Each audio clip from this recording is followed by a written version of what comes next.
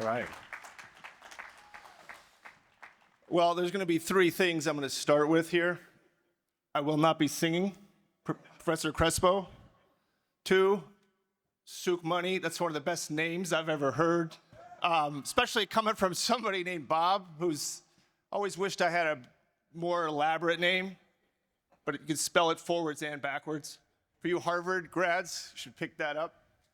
3, I think when you're asked to speak, well, this is my opinion, when you're asked to speak at Harvard, if you haven't been to Harvard or graduated from Harvard, you should memorize the speech.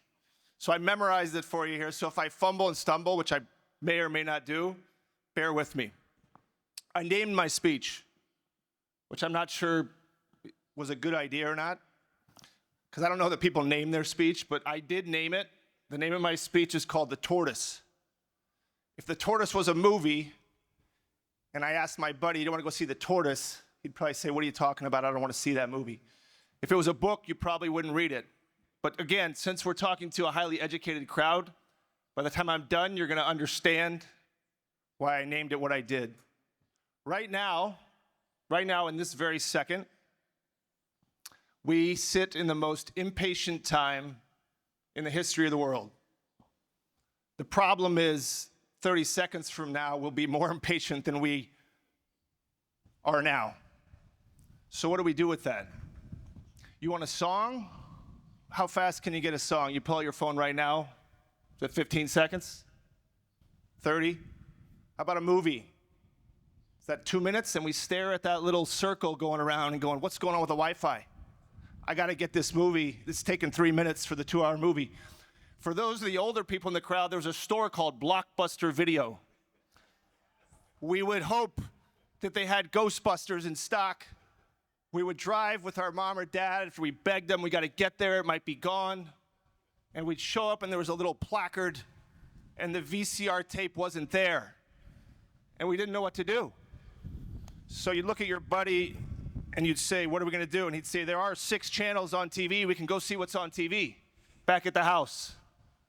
So we had to be a little patient. Nowadays, you tell your friend, my coffee maker broke. You say, get on Amazon. And you say, you did. I'm a Prime member. It says 3 days. And he says, well, what are you going to do? I said, I don't know. Do you know a place where I can go get one? He said, maybe you got to get in the car and go to the store. And I said, what store? Where? The point is that we want things and we want them right now. So is that good? I don't think it is. I think if you have listened this long, you're starting to get the idea of the title. So 30 years ago, my teammate told it. I had a guy, this guy, who I played basketball with. He talked a lot. Maybe he's calmed down a little bit, but at that time, he was a big talker, and he said 2 things. He said, I'm going to the NBA. Now, 0.03 high school basketball players go to the NBA. Then he said, I'm going to law school. And then I thought, he's probably got a better shot at the NBA than law school. And I think our team thought that too. So we graduate, and he doesn't go to law school, and he doesn't go to the NBA. And he goes and lives his life. And we did have that Zoom call. And at that point, he's late 40s. And I threw out the comment, Ike, what's going on with law school? And he may or may not remember, but this is Ike for you. He said, I haven't made it yet. Now, the problem is 47. I don't know if you had any classmates that started at that point in time, but the odds were, again, low. But when he called me 3 months ago or 2 months ago and said, I'd like you to speak, I said, congratulations, you did it. And at that time, I didn't really know. I said, where'd you end up going? He said, Harvard. I said, I think my phone broke up. Did you say Harvard Law School? And he said, yeah, Harvard. I said, like Harvard, the Boston, that Harvard, the real Harvard? Of course, unbelievable. Unbelievable accomplishment for my friend Ike.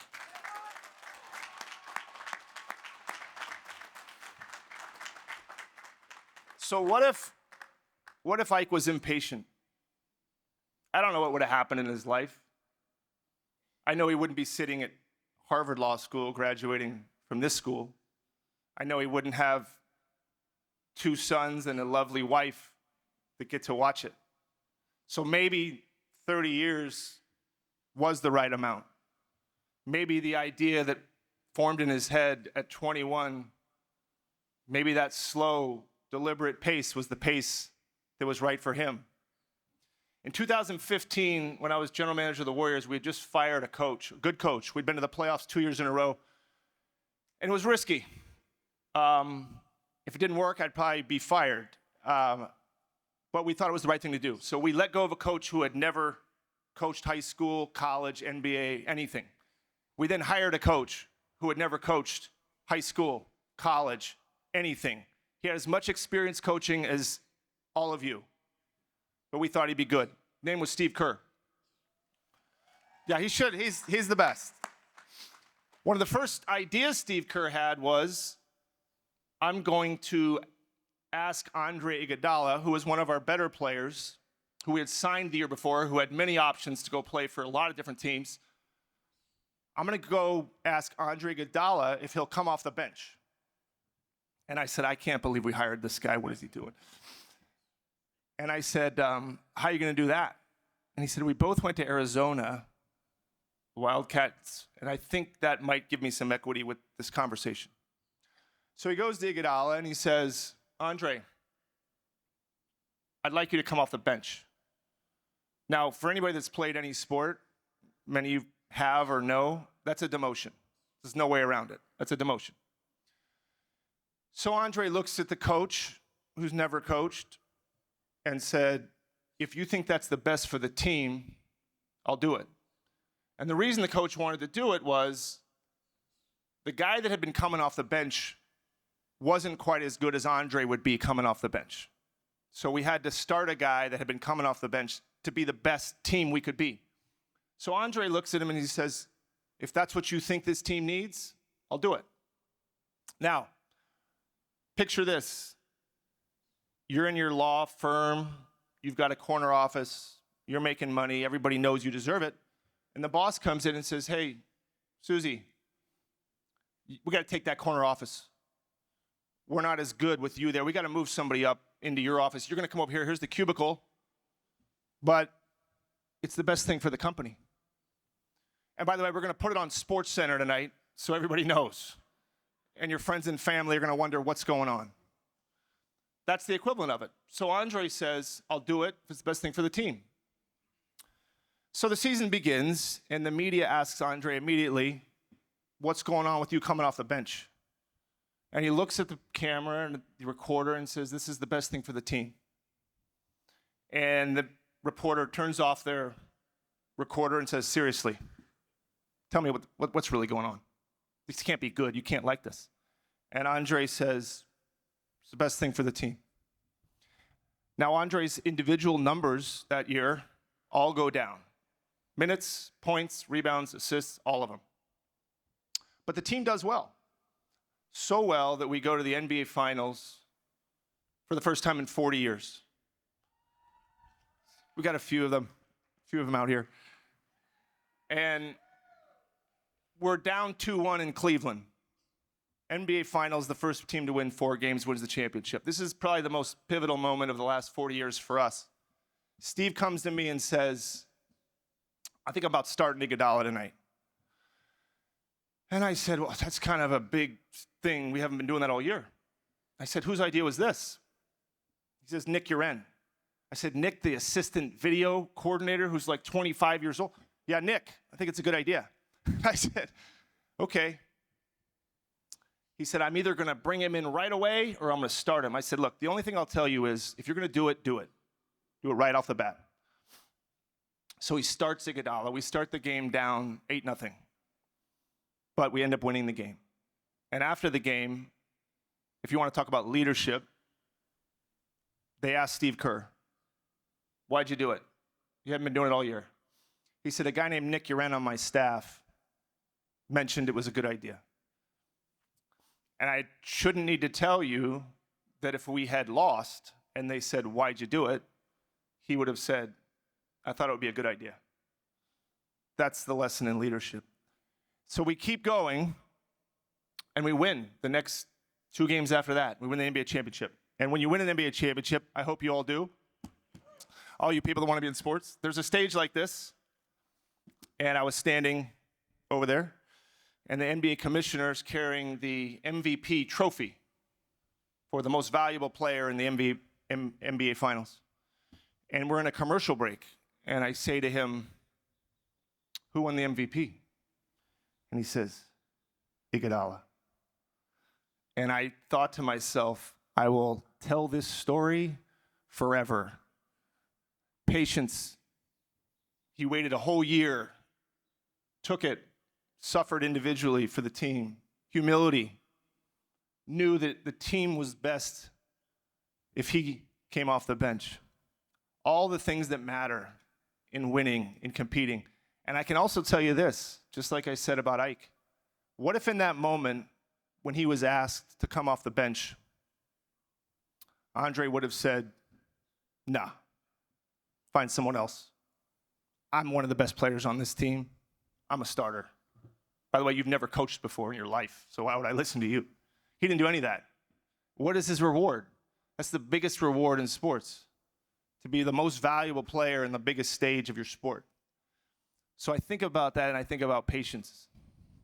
And I think about the value in patience and how impatient we all are now. So as you sit here now, you're graduating from Harvard Law School. And I want you to ask each other and look at the person next to you. Take 30 seconds. And I want you to tell them and listen to what they tell you about what is your definition for success. So take 1 minute. Tell the person next to you, what is it? What's your definition? Especially the students. I'll tell you mine after you do this.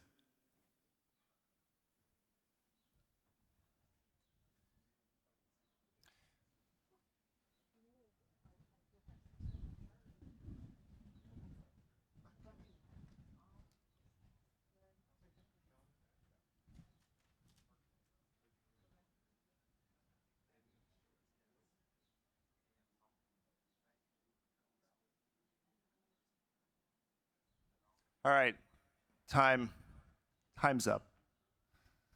And I will tell you mine in 30 seconds.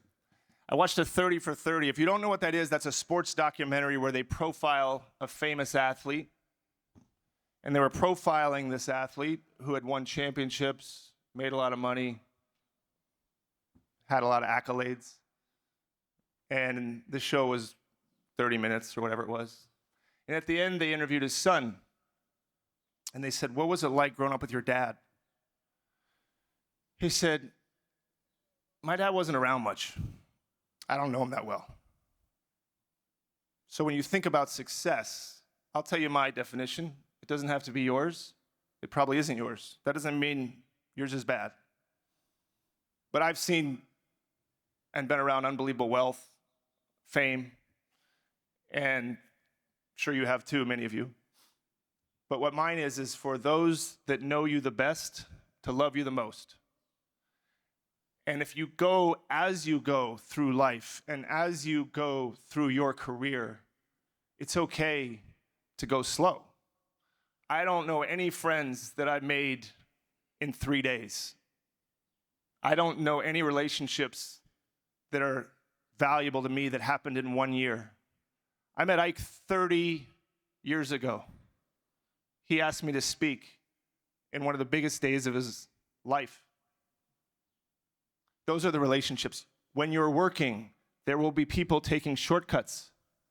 There will be people that cheat, that lie. Don't do that. Not because it won't get you ahead, because unfortunately it might for a little while. But don't do that because you got to go to bed at night on that pillow and know that you did that. I had a player one time ask me, am I going to be traded? That's the equivalent of one of you going to your boss and saying, am I going to be fired? And I said, I don't know, maybe.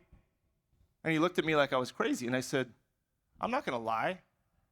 And I said, and I'm not doing it for you. I'm doing it for me. Because I don't want to be walking around with a lie. So as you go through it, you be patient. You be thoughtful. Because ultimately, if you do those things and are humble and sacrifice, you'll get there. Ike mentioned I was an agent. I was an agent for 14 years and didn't love it. So when I hear people say, I've been at this job for 3 months, it sucks. I say, 3 months isn't probably enough time to make that conclusion. So it's okay to be slow. You don't need stuff right away. It's better, to be honest, to wait. There's a mascot that I want to hire if I ever lead a team again. This mascot works for the St. Joseph's University. And this mascot is an eagle. And the whole game, the mascot does this. The entire game. Commercials, free throws, everything. And I remember sitting at a game scouting one year next to my assistant GM, and I said, whoever that man or woman is, I want to hire them. Humility, hard work, sacrifice, team player for the greater cause. You didn't see this person's face, but I recognized him. And again, I don't know anything about this person. But if you're out there, no, I'm kidding. One day. And I will leave you with this. Thank you for your patience. And thank you for honoring me with this opportunity more than anything is for listening. If you haven't figured it out by now, in the end, be the tortoise.